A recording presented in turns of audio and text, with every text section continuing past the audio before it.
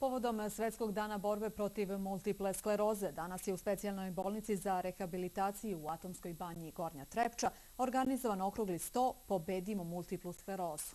Okruglom stolu prisustvovali su predstavnici resornih ministarstava Republike Srbije, lekari i rukovodstvo specijalne bolnice. Inače, ovo je po prvi put da se u Srbiji Dan borbe protiv multiple skleroze obeležava poslednje srede u maju kako bi se uskladio sa datumom obeležavanja u svetu, dok je prethodnih godina taj datum bio 7. maj. Multiple skleroza je progresivna bolest od koje oboljevaju osobe u 20., 30. i 40. godinama. Iako za nju nema spasonosnog leka, terapijskim delovanjem i adekvatnim tretmanom mogu se ublažiti tegobe kod obolelih. Mi danas možemo da utičemo na tok bolesti, na simptome, ali ne možemo da izlečimo ovu bolest. To vam je samo po sebi nešto što vas tera na ozbiljnost i nešto što ovu temu uzdiže iznad nekog razgovora kada pričamo o, ajde tako kažem pod navodnicima, običnim bolestima. Da se sa ovom bolešću može živeti dokazali su i brojni pacijenti koji u ovu banju nadomak Čačka dolaze već godinama unazad. Uz svesrdnu pomoć i tretman stručnog osoblja, kvalitet života može i tekako da bude na visokom nivou.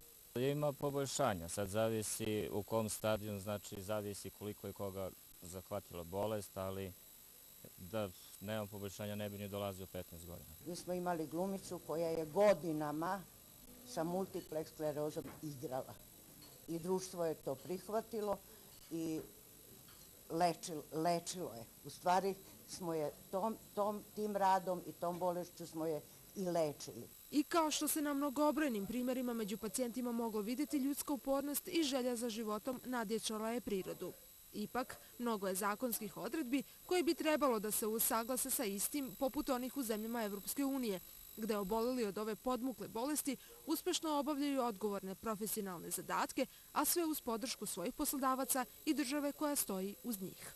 Osobe s invaliditetom su uglavnom zapošljavale po principu afirmativne akcije, što nažalost nije davalo dovoljne rezultate. Neka istraživanja kažu da čak 87% osoba s invaliditetom u Srbiji je nezaposleno. Bilo neophodno da se taj zakon donese i čini se evo da kako zakon polako ulazi u primjenu, da su sve veće interesovanja i privrednika, poslodavaca u nameri da zaposle osoba s invaliditetom.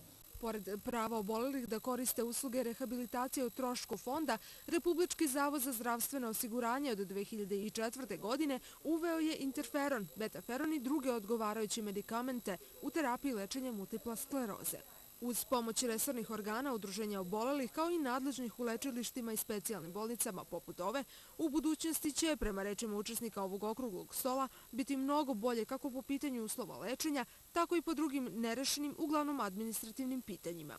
Naša želja da postanemo deo mreže zdravstvenih ustanova Republike Srbije u kojoj će se rehabilitovati, saglasno svim važećim pozitivnim propisima, oboleli od multiple skleroze, predstavljaju posledicu značajnih ulaganja koje smo učinili od momenta privatizacije. Novi vlasnik, gospodin Borivoje Jakovljević, je uložio u banju preko 120 miliona da bi ona imala izgled koji danas ima. U prošloj godini u Atomskoj banji Gornja Trepča od multiple skleroze lečilo se 1283 pacijenta. Rešavanjem mnogih pitanja na državnom nivou i donošenjem dugo očekivanih pravnih akata, pacijentima će biti mnogo lakše da dođu i pronađu spas za bolest koja ih sprečava da žive normalno.